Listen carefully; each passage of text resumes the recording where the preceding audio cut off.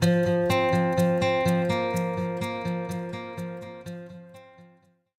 to this Foundation for Physical Therapy podcast. I'm Executive Director of the Foundation, Barbara Malm. Joining us today is Foundation Board of Trustee member Dr. Stanley Paris. Dr. Paris is the founder of the University of St. Augustine for Health Sciences. He has completed Ironman triathlons and swam the English Channel, and he is here today to share with us his newest endeavor. Dr. Paris is going to attempt to become the oldest person to sail around the world in less than 120 days in a cruising sailboat. Dr. Paris, what inspired you to become a physical therapist? Well, my dad was a physiotherapist in New Zealand, and he had a very successful private practice. And he was respected in the community and a leading sportsman and later a sports administrator. I saw his lifestyle as being one that appealed to me. And in those days, we had to choose our careers straight out of high school. No 4-year degree. I went straight into physical therapy. And a few months later, I really became interested in joint manipulation, a field that was not then part of physical therapy. I studied that as a student, and upon graduation, I won scholarships to go overseas, mainly to the United States and Europe, for 2 years of study in the area of spinal and orthopedics. You've been sailing most of your life. Tell us about the records you hope to break and set on this voyage. Yes, I've been sailing since I was 10 years of age, when I joined the Sea Scouts, and the following year the Royal New Zealand Navy Volunteer Reserve, and later the Merchant Marine. I've been a cruising sailor rather than a racer, but I've always been an endurance athlete, and as you mentioned, I've twice swum the English Channel, and I've completed the World Championship Ironman triathlon in Hawaii. Sailing solo around the world is an endurance challenge like none other, physically, emotionally, and mentally.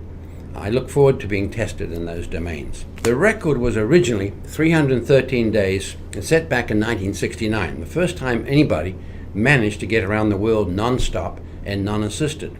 Then it came down to 192 days, and it's currently 150, set by a 58-year-old American named Dodge Morgan.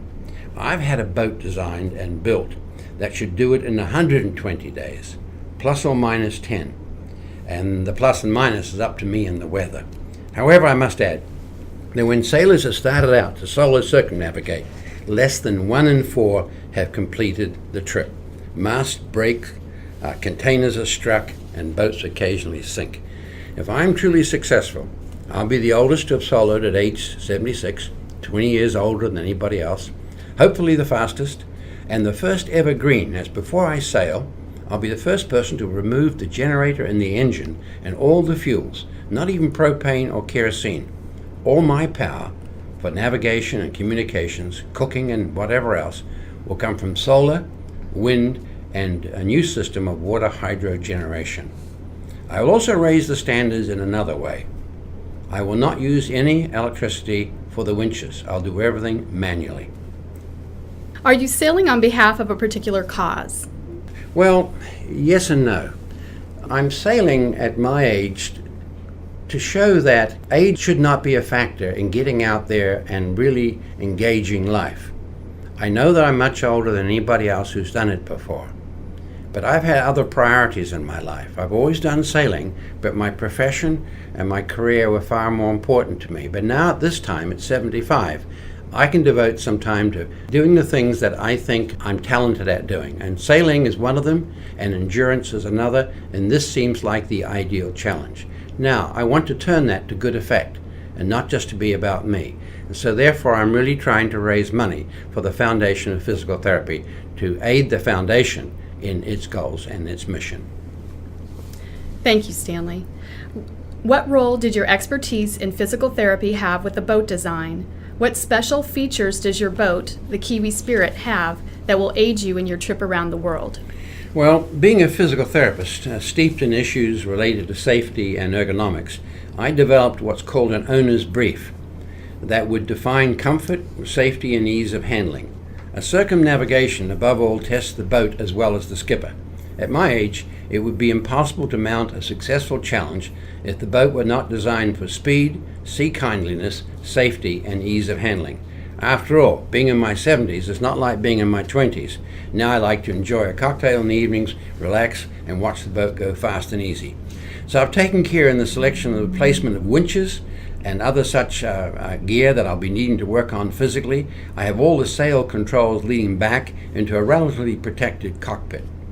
I've also designed a number of safety features, including I'll be carrying a spare rudder. Now there are 2 down at all times, but should I lose one by hitting an obstacle, I have a replacement. I also have a replacement mast. It's called a jury rig, and I can assemble that on deck and get it up in perhaps half a day. I have 6 watertight bulkheads, and by the way, that's one less than the Titanic. And I have a sacrificial bow, so that if I strike a whale or a floating ship container, log or iceberg, it will fall away, exposing the second skin. In communications, I have safety equipment such as satellite phones, ability to upload video, and I have radar detectors and a relatively new technology known as AIS, which will identify any ship within an area of some 20 miles of my location. So my boat is really state-of-the-art, cutting edge if you wish, and perhaps the first to have made such a combination of all the above features. That's amazing, the amount of technology that they have now that you're able to put into this boat. You mentioned at another time that if you fall overboard, there's a different device that helps you perhaps get back on the boat. Could you explain that? Yes, well, interestingly enough, when my son sailed around the world in a solo race, he learned sailing from me as a young child, he was in an event which had 5 compulsory stops. And I asked him if he would be wearing a life vest. And he said, "No, Dad, what's the point? If I fall over and the boat sails on, it only prolongs the agony." But that's changed now. I'll be wearing on my belt a device that when I fall overboard, it will cause the autopilot to head up into the wind and luff. That means it will sort of head up and drift, and I've got a fighting chance of swimming back to that boat and getting aboard. And you're a great swimmer. I'm a good swimmer, and I've built a ladder on the back that I can easily reach, and it will come down into the water should I need it. Excellent. What kinds of things are you doing physically and mentally to prepare for this voyage? Well, sleep training is the first. I will not be able to get a 7-hour sleep. Well, that's not safe for one thing, and should the wind shift a few degrees, I will be losing the advantage of speed. So 45 minutes at a time is all that I'll take. And if you know anything about sleep cycles, for all of us, sleep cycles are actually in 90-minute cycles. There's a first part and a second part in each 90-minute. And the first part is the deep sleep. The second part is more the dreams. And as you go through the evening of, say, 7 hours or 8 hours of sleeping, the first part gets smaller, the second part gets bigger. So the first part's the best. And you don't get enough of it in an 8-hour period. Or you will get enough. But you can condense it down so that 5 hours sleep at 45 minutes at a time will give you all of those first phases. That's what I'll be learning to do, sleep just for short naps, and so I'll get by on 5 hours a night instead of 8. So the other thing I'm doing, of course, is physical training, and I'll be entering into quite a rigorous program with swimming, running, and cycling, and I've done a half marathon, and also training in endurance, like I stay awake for long hours at various times, and twice this year I've driven across the United States on a motorbike in under 50 hours, qualifying for the Iron Butt. And I'll be doing further things like that. I intend to go from Key West, Florida, all the way to Nome, Alaska in under 7 days. What are the dangers of a non-stop solo circumnavigation, and how will you mitigate them? Well, for starters, no one will insure the boat, so that'll tell you something. Insurance companies just won't take it on. Collision is the biggest thing. Hitting whales, unfortunately, tragically, can do damage to the boat, can sink a boat, and can also kill whales.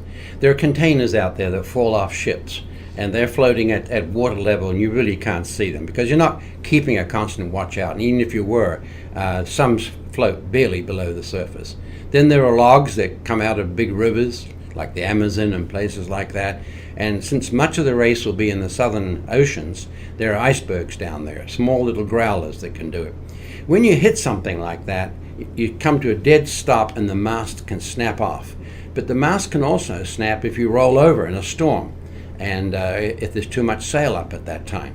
And I can be pretty sure that I will go down on my side at least once or twice, if not roll over. You can also lose a rudder, and I've mentioned that I have a spare one. Boats can sink if they get holed from the reasons above, but I have watertight bulkheads, and unlike the Titanic, they go all the way from the bottom of the boat to the top, so it should be okay. And you mentioned getting washed overboard. Now, I'll be towing a little buoy some 50 meters behind the boat, as well as the device that will cause it to head up, and I hope that they'll give me a fighting chance to get back. I guess, however, the real serious thing is that if I had a medical emergency, there are just simply no medical services out there. I'm flying off to England to take training in a medical service so that I can stitch myself, give myself surface anesthetics and things of that nature. So I'll be carrying a lot of gear, and if I get into a medical emergency, this outfit in England knows exactly the equipment I've got and will give me instructions if I'm conscious and able to take them. Another thing too is mental depression. Some solar sailors, one at least, have committed suicide. Others have disappeared. So I know it's going to be strenuous physically, mentally and emotionally. And I know it's just me on board. And remember that it's non-stop, meaning I can't stop anywhere, and it's non-assisted. No one can pass me a loaf of bread or even a newspaper. It's a totally go-it-alone sport. Let's recap. When will the sail begin, and what will be the route? And will you be stopping anywhere? Well, first, during that time, I'm testing the boat to try and become a better sailor myself. I'll have many experts on board training me, and I'll be trying to break the boat so if we find flaws, we can strengthen them. So after that, then it's November 30th that we'll be sailing solo around the world, and I won't be stopping anywhere. The purpose of a non-stop, non-assisted is that I have to be totally self-sufficient. Now, in point of fact, I will see people several times. After I leave St. Augustine, I'll be sailing up to Bermuda and going around Bermuda, because that's where the present record starts from. No doubt there'll be some media presence and perhaps family at that point. Then I go down south through the Caribbean, under South Africa, under Australia, but the southern tip of New Zealand's on my route, and that's where I was born. And so the local press want to see me, and I'll just pull in, stop a little bit, and then I'll be on my way again around the tip of South America, that's called the Horn, and then back up around Bermuda. Now I won't stop, but I will then have closed on the existing 150-day record. I'll return to St. Augustine as I'm part of the celebration of the nation's oldest city, St. Augustine, Florida, 450th years. You can follow my trip at www.stanleyparis.com. There on the opening page, you'll, amongst other features, you'll see my blog, a map of the world, and on it, a little blip showing where my boat is at all times. And once I start the round the record attempt, there'll be a plus or minus sign showing whether I'm ahead or behind the existing record. How can people show their support for your effort? Well, I raised some $52,000 on my last attempt to swim the English Channel, having succeeded twice before. Now already we have some $170,000 from individuals and corporations who would like to sail around the world with me by placing their name or logo on the hull of my boat. All the money goes to the foundation, and I will pay for putting their names on the boat. So if you want to put up the name John Smith, that's a tax-deductible $100 contribution to the Foundation for Physical Therapy, and your name will be placed visibly on the hull. And for $200, your spouses and your family can be added, and for more prominence, you can pay $5,000 for your business logo, and you can even contribute more. The foundation would appreciate your money. Stanley, I'd like to thank you for joining us today. The Foundation cannot thank you enough for all the visibility and awareness you've created for physical therapy research. Thank you. Thank you, too. This podcast is brought to you by the Foundation for Physical Therapy. Learn more about Stanley Paris' sale by visiting stanleyparis.com or foundation4pt.org. That's foundation, the number 4pt.org.